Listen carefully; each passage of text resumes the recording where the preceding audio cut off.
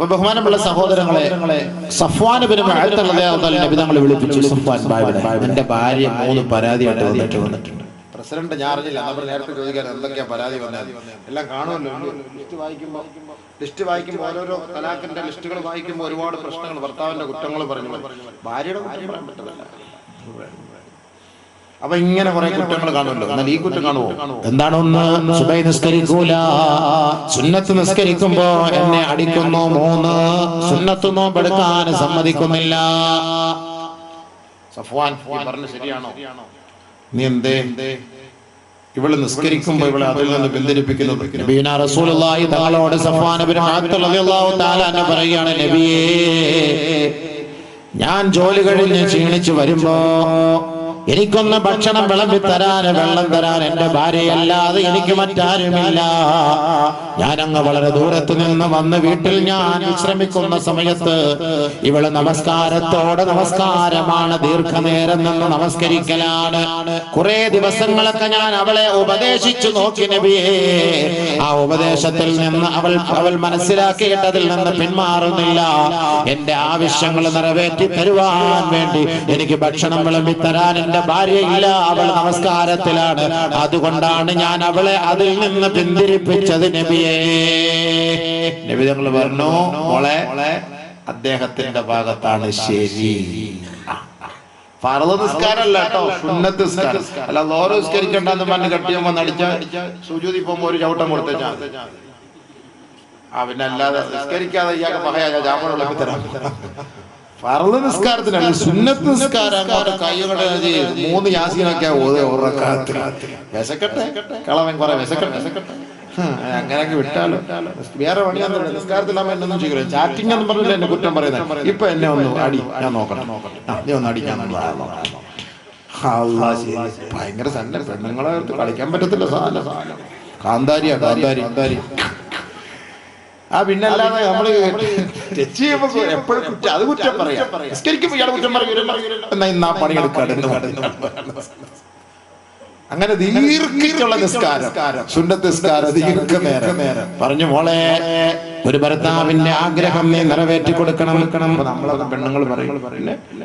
പിന്നെ മുസ്ലിയാക്കന്മാരൊക്കെ പ്രസംഗിക്കുമ്പോൾ പറഞ്ഞിട്ടുണ്ടല്ലോ, ചോറ് വെച്ചു കൊടുക്കണ്ട, പിന്നെ വസ്ത്രം കഴുകി കൊടുക്കണ്ട, തുണി കഴുകി കൊടുക്കണ്ട, വീട് തൂക്കണ്ട, ഇതൊക്കെ പിന്നെ പറയുകയും ചെയ്തിട്ട് പിന്നെ ചാപ്പാട് വിളമ്പി കൊടുക്കണമെന്നും കൂടെ പറഞ്ഞു. ഇതേത് മുസ്ലിയാരാപ്പാ? പണ്ടുപോലെ മുസ്ലിയാക്കന്മാരൊക്കെ പെണ്ണുങ്ങളെ കുറച്ച് പദവി ഇച്ചിരി തള്ളി വിടുന്ന അന്ന് പൊങ്ങിക്കോട്ടെ ഓർത്ത് എന്നും പറഞ്ഞ് ചാപ്പാട് നമുക്ക് വിളമ്പിത്തരാൻ നീ തയ്യാറില്ലെങ്കിൽ തൊട്ട അയൽവക്കത്ത് ആമിനടുത്ത് നമ്മള് പോകും. ആമിന ചോറ് വിളമ്പിത്താണ്. നമ്മള് നോക്കിയിരിക്കുക സംഭവം. നീ എപ്പോ ഉപരോധം ഏർപ്പെടുത്തിയോ അപ്പോഴേ അടുത്ത ഫോൺ വിളിക്കാൻ റെഡിയാണോ? ഞാൻ ദാ വരുന്നു, ബൈക്ക് കൊടുത്തിട്ട്. അവള് അതിൽ പൂച്ചണ്ട് പാടി നിൽക്കുക, ഇങ്ങോട്ടൊന്ന് വാ, ഞാൻ സ്വീകരിച്ചോളാന്ന് പറഞ്ഞിട്ട് സംഭവം ഒന്നും കിട്ടിയില്ലേ?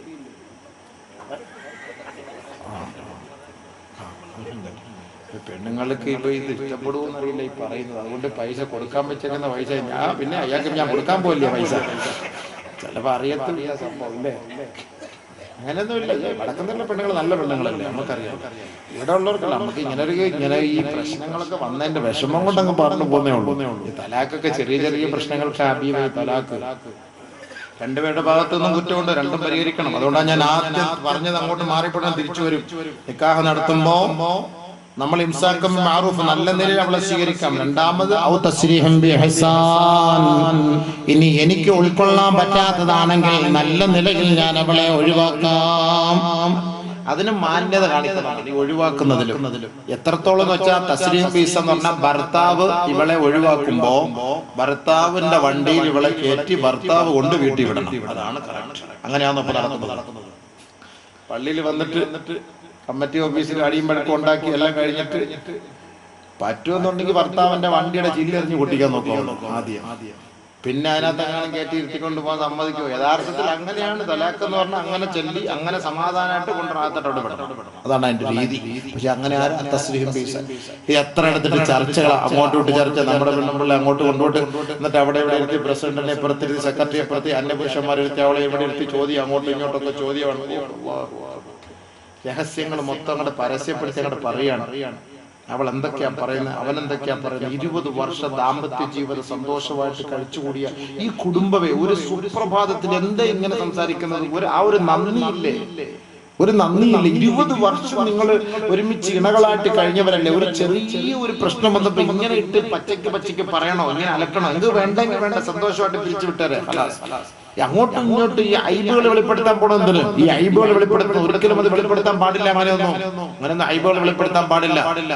ആരുടെയെങ്കിലും ഐബുകളെ ന്യൂനതകളെ വെളിപ്പെടുത്തിയാൽ അള്ളാഹു അവന്റെ ഐബ് വെളിപ്പെടുത്താതെ അവന്റെ റൂഹിനെ പിടിക്കുകയില്ല.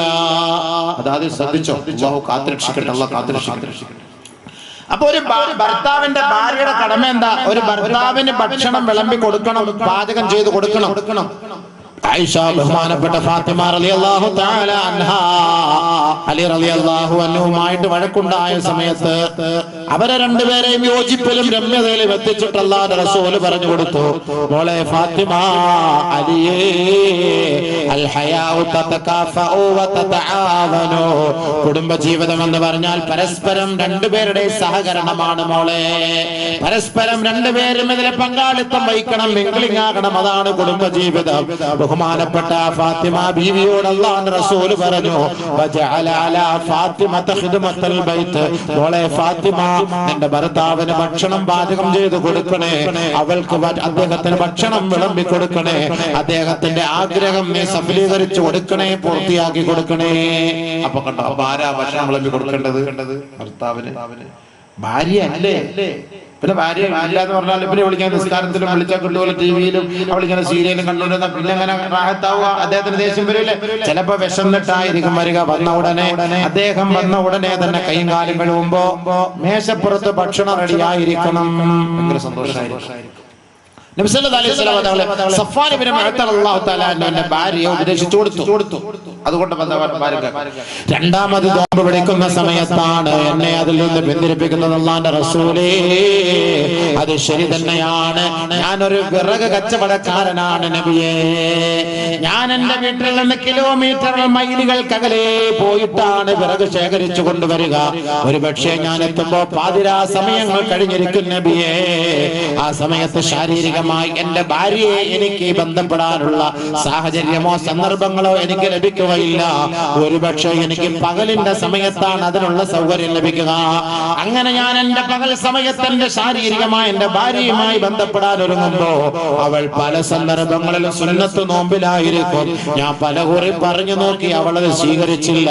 അതുകൊണ്ടാണ് നബിയെ ഞാൻ അതിൽ നിന്ന് അവളെ പിന്തിരിപ്പിച്ചത്. നബി തങ്ങൾ പറഞ്ഞു, മോളെ, സഫ്വാൻ പറയുന്നതാണ് യാഥാർത്ഥ്യം. ശരിയല്ലേ? ഗൾഫിൽ നിന്ന് 2 വർഷം കഴിഞ്ഞിട്ട് 3 വർഷം കഴിഞ്ഞിട്ട് ഗൾഫിൽ നിന്ന് വരുക. ഗൾഫിൽ നിന്ന് വരുന്ന സമയത്ത് തിങ്കളാഴ്ച രാവിലെ എയർപോർട്ടിൽ പറഞ്ഞ അവളും വന്ന് എല്ലാവരും വന്ന് തിങ്കളാഴ്ച രാവിലെ വന്ന് പിള്ളേരെ ചോക്ലേറ്റ് കൊടുത്ത് സ്കൂളിൽ വിട്ടിട്ട് ഇവളെ പ്രാപിക്കാൻ പോകുമ്പോൾ മഗ്രിബ് വരെ 3 വർഷം സബൂറാക്കിയത് പോലെ ഇനി മഗ്രിബ് വരെ സബൂറാക്കണോ? ഇത് കാണിക്കുന്ന ഏറ്റവും വലിയ ദുൽമാണ്, അക്രമമാണ്. സുന്നത്ത് നോമ്പ് ഫർളോമാണെങ്കിൽ ഫ്രീ ആക്കി തരാം. സുന്നത്ത് നോമ്പിന്റെ കാര്യം ഈ പറഞ്ഞത്. അപ്പൊ ബഹുമാനോടെ സഫ്വാൻ പറഞ്ഞു, ഞാൻ ചെയ്തതല്ല ശരി. മൂന്നാമത് സുബഹിസ്കരിക്കാതെ കിടന്നത്. ചില സന്ദർഭങ്ങളിൽ ഞാൻ വിറക് വെട്ടിയിട്ട് വരുമ്പോ ഉറങ്ങിപ്പോകലാണ്. എല്ലാ ദിവസവും ഇല്ല. അതും കൂടെ ഓർക്കണം. നമ്മുടെ കാക്കാമാര് ഒരു അതീത് നോക്കിയിരിക്കുവായിരുന്നു. വളച്ചവനെ ഇഷ്ടാനുള്ള ദീർഘായുസ് കൊടുക്കണേ റബ്ബേ. സുബഹിസ്കരിക്കാതെ ഉറങ്ങാൻ പറ്റൂല. അതീത് ഇപ്പോഴാ കിട്ടിയത്. നല്ല ഉറങ്ങാനല്ലോ അല്ലാഹുവിന്റെ റസൂലേ, ഞാൻ വിറക് വെട്ടിട്ട് വരുമ്പോ ഒരു പക്ഷേ സുബഹിയോടടുത്ത സമയത്തായി പോകും. അങ്ങനെ ഞാൻ ക്ഷീണം കൊണ്ട് ഉറങ്ങിപ്പോകുന്നതാണ്. അതല്ലാതെ ഞാൻ അറിഞ്ഞുകൊണ്ട് ഒരു സുബഹിയും ഖളാക്കാറില്ല. അല്ലാഹുവിന്റെ റസൂൽ പറഞ്ഞു, അങ്ങനെ ഉറങ്ങിപ്പോയാൽ ഉണർന്ന ഉടനെ നീ സുബഹി നമസ്കരിക്കണേ. 3 കാര്യവും ആ ഭർത്താവിന് അനുകൂലമായിട്ട് നബിയുനാ റസൂലുള്ളാഹി സ്വല്ലല്ലാഹു അലൈഹി വസല്ലം തങ്ങൾ വിധിച്ചു. രണ്ടുപേരെയും സന്തോഷിപ്പിച്ച് തന്നെ പറഞ്ഞു വിട്ടു. അപ്പൊ ഒരു വീട്ടിലത്തെ ഖിദ്മത്ത് ചെയ്തു കൊടുക്കേണ്ട ബാധ്യത പെണ്ണിന്റെ ബാധ്യത. വജഅല അലാ അലിയൻ അൽ ഖിദ്മത അൽ കസ്ബ വൽ അമല. പുറത്തുപോയി സമ്പാദിച്ചു കൊണ്ടുവന്ന് ഭാര്യയ്ക്ക് കൊടുക്കേണ്ട ബാധ്യത ഈ ഭർത്താക്കന്മാരുടെ ബാധ്യതയാണ്. നമ്മുടെ ബാധ്യതയാണ്. നമ്മളാണ് ചെയ്തു കൊടുക്കേണ്ടത്. നമ്മുടെ മേൽ കുറച്ച് ഹക്കുണ്ട്, അവരുടെ മേലും കുറച്ച് ഹക്കുണ്ട്.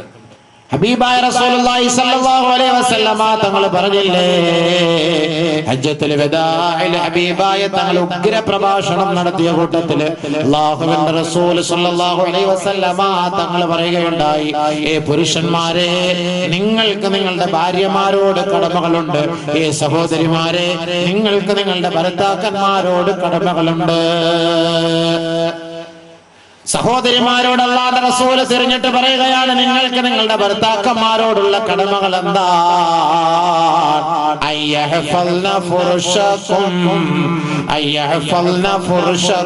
നിങ്ങളുടെ കട്ടില്, നിങ്ങളുടെ ബെഡ്റൂം, അവളത് സൂക്ഷിക്കട്ടെ, അവള് സൂക്ഷിക്കട്ടെ.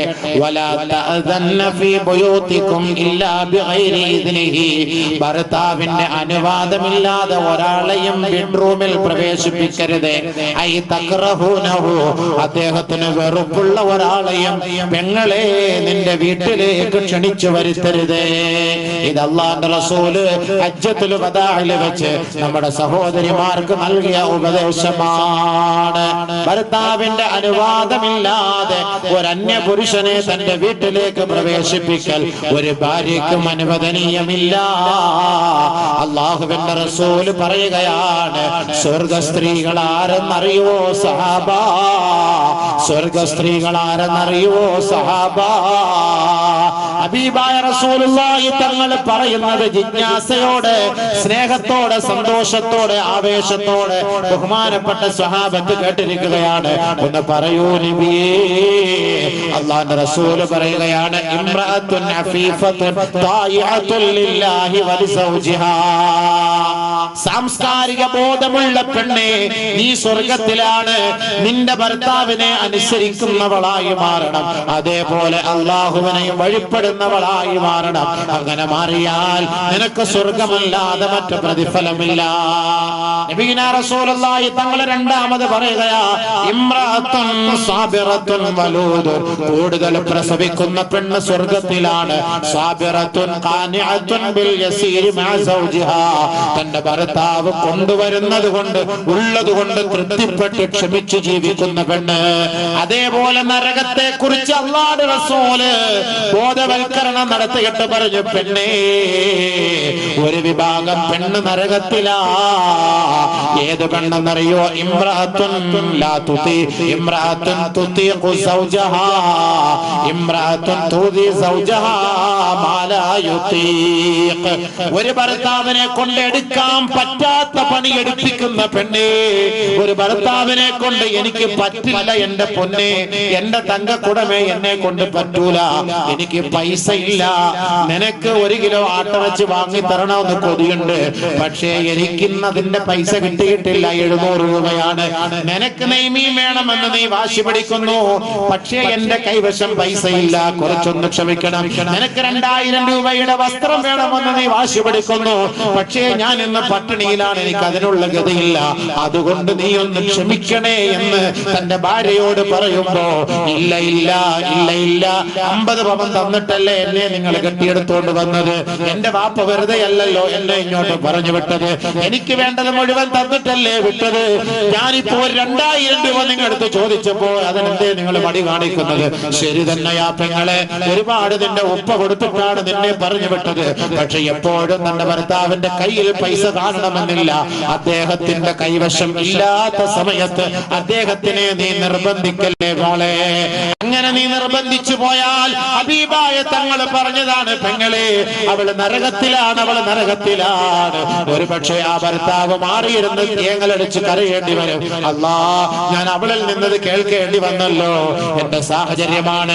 50 പവൻ അവളുടെ വാപ്പ തന്നതാണ്, അത് ഞാൻ വിറ്റ് നിന്നില്ല, അത് വിറ്റിട്ട് ഞങ്ങൾ വീട് വാങ്ങി പഠിച്ചവനെ, എന്റെ കൈവശം ഇന്ന് പൈസ ഇല്ല, ഞാനിന്ന് പണിക്ക് പോയില്ല, ഇന്ന് പണിയില്ല. അവൾ 2000 ചോദിച്ചു, എന്റെ കൈവശം കൊടുക്കാനില്ലാത്തതിന്റെ പേരിൽ അവൾ എന്നോട് ദേഷ്യപ്പെടുകയാണ്. അല്ലാ എന്ന് ഏതെങ്കിലും ഒരു ഭർത്താവിന്റെ കണ്ണ് ഈറനണിഞ്ഞാൽ, പൊന്നുപെങ്ങളെ, നിന്റെ സങ്കേതം നരകത്തിലാണ്. അല്ലാഹു കാത്തുരക്ഷിക്കട്ടെ, കാത്തുരക്ഷിക്കട്ടെ. അതുകൊണ്ട് ഒരു ഭർത്താവിനെയും ഇല്ലാത്ത പറ്റാത്ത പണിയെടുക്കാൻ നിർബന്ധിക്കരുതേ. ഹബീബായ റസൂലുള്ളാഹി തങ്ങളെ സ്വർഗ്ഗ സ്ത്രീകളെ കുറിച്ച് വീണ്ടും പറയുകയാണ്, ഇംറഅത്തുൻ ദാതു ഹയാ, ലജ്ജയുള്ള പെണ്ണെ അവൾ സ്വർഗത്തിലാണ്. തന്റെ ഭർത്താവ് ജോലിക്ക് പോകുമ്പോ, തന്റെ ഭർത്താവ് ഗൾഫിൽ പോകുമ്പോ, തന്റെ ഭർത്താവ് മറ്റേതെങ്കിലും ആവശ്യത്തിൽ തന്റെ വീട് വിട്ട് പുറത്തിറങ്ങി പോകുമ്പോ, തന്റെ ഭർത്താവിന് മാത്രം അവകാശപ്പെട്ട തന്റെ ശരീരത്തെ മറ്റൊരാൾക്ക് വേണ്ടി തുറന്നു കൊടുക്കാത്ത പെണ്ണെ, തന്റെ ഭർത്താവ് ചോര നീരാക്കി അധ്വാനിച്ചു കൊണ്ടുണ്ടാക്കിയ ഈ സമ്പത്ത് കാമുകന് വേണ്ടി പിണ്ടം വെക്കാത്ത പെണ്ണെ, അവള് സ്വർഗത്തിലാണ്, അവള് സ്വർഗത്തിലാണ്, അവള് സ്വർഗത്തിലാണെന്ന് കമാ ഖാല റസൂലുള്ളാഹി. തന്റെ ഭർത്താവ് അധ്വാനിച്ചു കൊണ്ടുവന്ന പണം കാമുകന് വേണ്ടി അവള് പണയപ്പെടുത്തുകയാണ്, കാമുകന് വേണ്ടി കൊടുക്കുകയാണ്. തന്റെ ഭർത്താവിലൂടെ ഉണ്ടായ സന്താനത്തെ ഞെക്കിക്കൊല്ലുകയാണ്. കാമുകനുമായിട്ടുള്ള 2 ദിവസത്തെ ജീവിതത്തിന് വേണ്ടിയാ, അവന്റെ 2 തുള്ളി ഇന്ദ്രിയത്തിന് വേണ്ടിയാണ് നിന്റെ വയറ്റിന് നീ കാത്തു സൂക്ഷിച്ച ചോരക്കുഞ്ഞിനെ നീ കൊന്നുകളയുന്നത്, ആ ചോരക്കുഞ്ഞിനെ നീ വിൽക്കുന്നത്. നിന്റെ ഭർത്താവ് നിന്നോട് 10 വർഷക്കാലത്തോളം നിങ്ങളുടെ ദാമ്പത്യ ജീവിതത്തില് നിനക്ക് എല്ലാ ഇഷ്ടങ്ങളും സാധിച്ചു തന്നില്ലേ, എന്റെ ആഗ്രഹങ്ങളെ നിറവേറ്റി തന്നില്ലേ പെങ്ങളെ? ഒരു സുപ്രഭാതത്തിൽ ഏതോ ഒരു കാമുകം നിന്നെ പ്രണയിച്ചതിന്റെ പേരിൽ ആ 10 വർഷം നിനക്ക് സ്നേഹം തന്ന ആ ഭർത്താവിനെ നീ വഞ്ചിച്ചിട്ടല്ലേ ഏതെങ്കിലും ഒരു പകയന്റെ പിന്നാലെ പോകുന്നത്? അവൻ നിന്നെ താലോലിക്കുമെന്ന് കരുതുന്നുണ്ടോ? അവൻ എന്തിനാണ് നിന്നോട് റൊമാന്റിക് വർത്തമാനങ്ങൾ പറയുന്നത്? നിന്റെ പാവാടക്കുള്ളിൽ ഒളിപ്പിച്ചു വെച്ചിരിക്കുന്ന ആ മണിരത്നം ആസ്വദിക്കാൻ വേണ്ടിയാണ് പെങ്ങളെ. അത് ആസ്വദിച്ചു കഴിഞ്ഞാൽ ചവറ്റുകൊട്ടയിലേക്ക് നിന്നെ അവൾ വലിച്ചെറിയും, അവൻ വലിച്ചെറിയും. നിന്റെ രഹസ്യങ്ങൾ അവൻ ഒപ്പിയെടുക്കും, അത് യൂട്യൂബിലൂടെ അത് വ്യാപിപ്പിക്കും. അവസാനം നിന്റെ ഒളിപ്പിച്ചു വെച്ചിരുന്ന നിന്റെ ചൈതന്യമുണ്ടല്ലോ, നിന്റെ രഹസ്യമുണ്ടല്ലോ, ലോകം അത് കണ്ട് രസിക്കാൻ തുടങ്ങുമ്പോ പൊന്നു പെങ്ങളെ 19 വർഷം 20 വർഷം 25 വർഷം 30 വർഷം എന്റെ കാത്തു സൂക്ഷിച്ച ചാരിത്രം ഇതാ യൂട്യൂബിൽ കിടന്ന് കളിക്കുന്നത് നിന്റെ ആങ്ങളമാര് കാണുകയാണ്. നിന്റെ ഉപ്പാപ്പമാര്, നിന്റെ കൊച്ചാപ്പമാര്, നിന്റെ ആ മാമന്മാര് ഇത് കണ്ടിട്ട് സഹിക്കവയ്യാതെ ഒരു ഗതിയും പരഗതിയും ഇല്ലാതെ അവസാനമായി അല്ലാഹുവേ നീ ഇഷ്ടപ്പെടാത്ത വഴിയിലേക്ക്, നരകത്തിലേക്ക്, ആത്മഹത്യയിലേക്ക് എടുത്ത് ചാടുകയാണ്.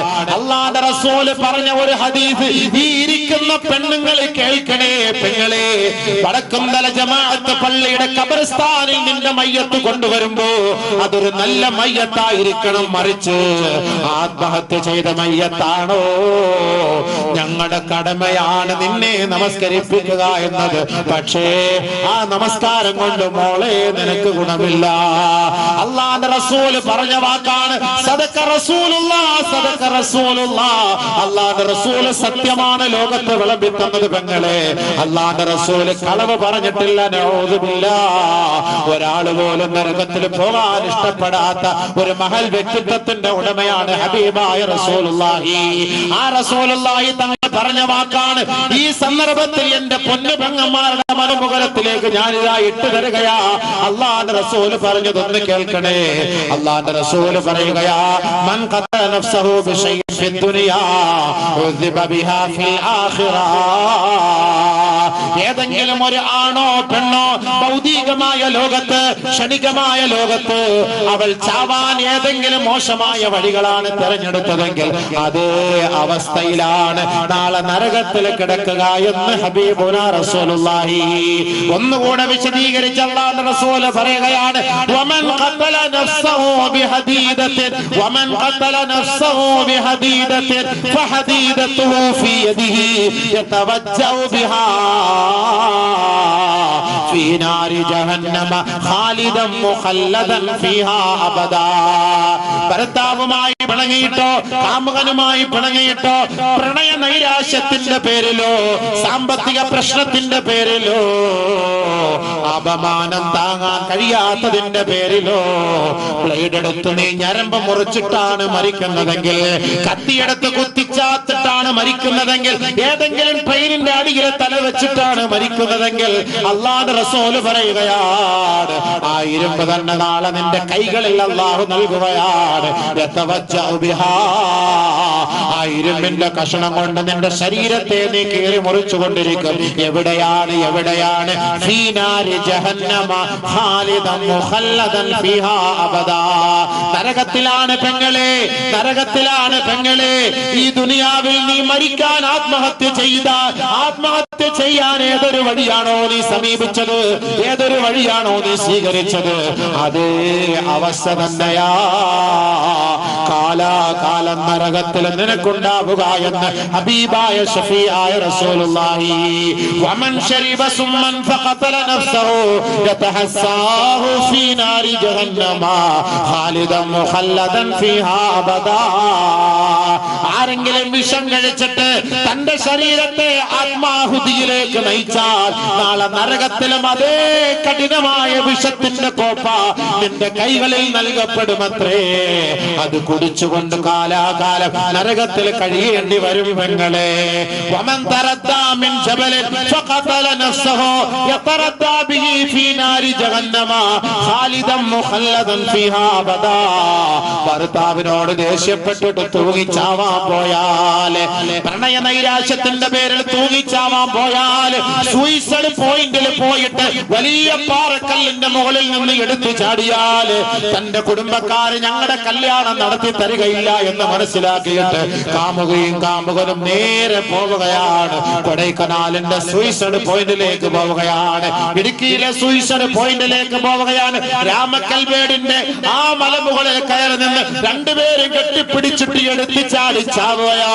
എന്റെ പൊന്നു പെങ്ങളെ, ഹബീബായ തങ്ങൾ പറഞ്ഞ വാക്കാണ്, ആരെങ്കിലും മലയുടെ മുകളിൽ നിന്ന് എടുത്തു ചാടിയിട്ട്, ഹോസ്റ്റലിന്റെ മുകളിൽ നിന്ന് എടുത്തു ചാടിയിട്ട്, കെട്ടിടത്തിന്റെ മുകളിൽ നിന്ന് എടുത്തു ചാടിയിട്ട്, ഏതെങ്കിലും ഫാനിൽ നീ തൂങ്ങിയിട്ട് അതിന്റെ മുകളിൽ നിന്ന് എടുത്തു ചാടി നിന്റെ കഴുത്തിൽ കയറ് കുരുങ്ങി ചത്തുപോയാൽ യതറദ്ദാ ബിഹി ഫീ നാരി ജഹന്നമ ഖാലിദൻ മുഖല്ലദൻ ഫീഹാ അബദാ. കാലാകാലവും നരകത്തിലും അതേ അവസ്ഥയിൽ കഴിയേണ്ടി വരുമെന്ന് ലോകത്തിന്റെ മുത്തേ മുഹമ്മദ് മുസ്തഫ സല്ലല്ലാഹു അലൈഹി വസല്ലം. ഇങ്ങനെയൊന്നും മരണത്തെ സ്വീകരിക്കണ്ട. ഈ മരണം നരകത്തിലേക്ക് കൊണ്ടെത്തിക്കും. അപ്പോൾ ആ മയ്യത്ത് കൊണ്ടുവന്നാല് നല്ലവരൊക്കെ മാറി നിൽക്കണമെന്നാണ് മാലിക് ഇമാം പറയുന്നത്. ആത്മഹത്യ ചെയ്യപ്പെട്ട മയ്യത്ത് കൊണ്ടുവന്നാൽ നല്ല നല്ല മനുഷ്യന്മാരെ മാറി നിൽക്കണേ, മഹത്തുക്കള് മാറണേ. പക്ഷേ ഹബീബായ തങ്ങളുടെ മുന്നിലേക്ക് ആത്മഹത്യ ചെയ്യപ്പെട്ട മയ്യത്ത് കൊണ്ടുവന്നപ്പോ അള്ളാന്റെ റസൂലിനോട് ഒരാള് പറഞ്ഞു, നബിയേ ഇത് ആത്മഹത്യ ചെയ്ത മയ്യത്താണ്. അള്ളാന്റെ റസൂൽ ചോദിച്ചു, നീ കണ്ടോ? നബി തങ്ങളോട് സഹാബി പറഞ്ഞു, ഞാൻ കണ്ടു നബിയെ. അല്ലാഹുവിന്റെ റസൂൽ പറഞ്ഞു, ഇദല്ല ഉസല്ലി അലൈഹി, എങ്കിൽ ഞാൻ ഈ മയ്യത്ത് നമസ്കരിപ്പിക്കുന്നില്ല. നമ്മളെ ബാധ്യത നമ്മൾ നിസ്കരിപ്പിക്കുന്നു, പിന്നെ ബാക്കി അള്ളാന്റെ കൈകളിലാണ്. ചെറിയ ചെറിയ വിഷയങ്ങൾ വരുമ്പോൾ ഭർത്താവിനോട് ദേഷ്യപ്പെട്ട് ആത്മഹത്യ ഒന്നിനും പരിഹാരമല്ല. നരകം നരകം നരകം നരകം നരകം. പ്രണയ നൈരാശ്യം നരകം നരകം നരകം. അതുകൊണ്ട് ഭാര്യ ഭർത്താവിനോടുള്ള കടമ നിറവേറ്റി, ഭർത്താവ് ഭാര്യയോടുള്ള കടമ നിറവേറ്റി, രണ്ടുപേരും നിറവേറ്റ്. ഇനി നിങ്ങൾക്ക് രണ്ടുപേർക്ക് പ്രശ്നങ്ങളുണ്ടോ? ബെഡ്റൂമിൽ കയറി അവിടെ ഇരിക്ക്, ഒരര മണിക്കൂർ സംസാരിക്കും രണ്ടുപേരും. കഥ അടച്ചിട്ട് മക്കളുടെ മുന്നിൽ കിടന്ന ചാടണ്ട, മക്കളുടെ മുന്നിൽ ബഹളം ഉണ്ടാക്കണ്ട. ഭർത്താക്കന്മാരുടെ ചില പ്രശ്നം ഭാര്യമാരെ ആക്ഷേപിക്കും, മക്കളുടെ മുന്നിൽ ആക്ഷേപിക്കരുത്, ജനങ്ങളുടെ മുന്നിൽ ആക്ഷേപിക്കരുത്. ഭാര്യ അതേപോലെ ഭർത്താക്കന്മാരെയും ചിലപ്പോൾ തിരിച്ചു ആക്ഷേപിക്കും.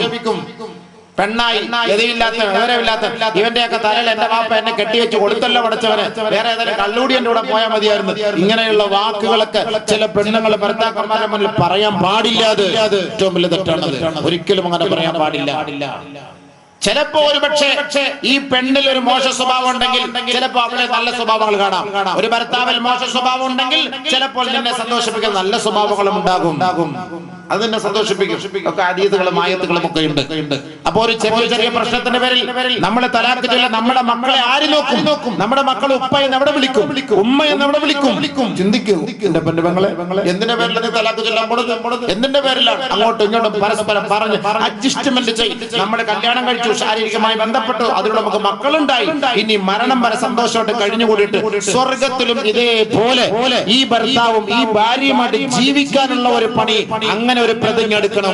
അതുകൊണ്ട് എത്രയും വേഗം തലാഖിന് വേണ്ടിയിട്ട് നമ്മൾ വല്ല പേപ്പർ കൊടുത്തിട്ടുണ്ടെങ്കിൽ അത് പിൻവലിക്ക്, അത് ഒഴിവാക്ക്. ഭർത്താവിന്റെ കയ്യിൽ പോയിട്ട് പൊരുത്തം വാങ്ങ്, അദ്ദേഹവും തിരിച്ചു പൊരുത്തപ്പെട്ടുകൊട്. തന്റെ മക്കളെ രണ്ടുപേരും ചേർത്ത് നെഞ്ചോട് ചേർത്ത് പിടിച്ച് സന്തോഷത്തോടുകൂടി ജീവിതത്തിലേക്ക് വാ.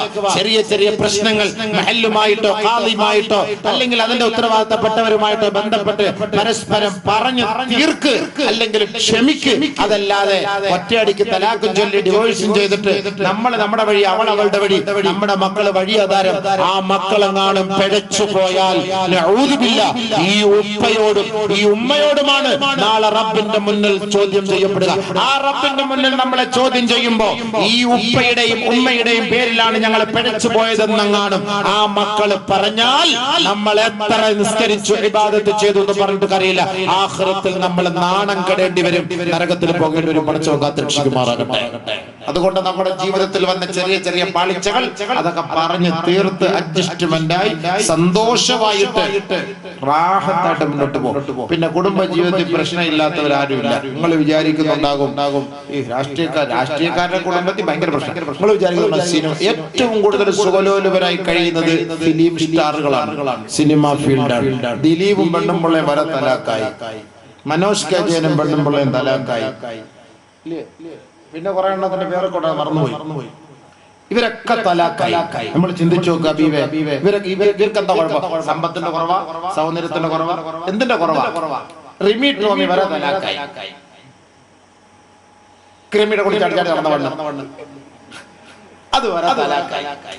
എന്തിന്റെ കുഴപ്പം? അത് സൗന്ദര്യത്തിന് കുറവുണ്ടോ, സമ്പത്തിന്റെ കുറവുണ്ടോ, പിന്നെ വേറെ എന്തിന്റെ കുറവാ? ആലോചിച്ചു, നമ്മൾ ചിന്തിക്കേണ്ടതാണ്.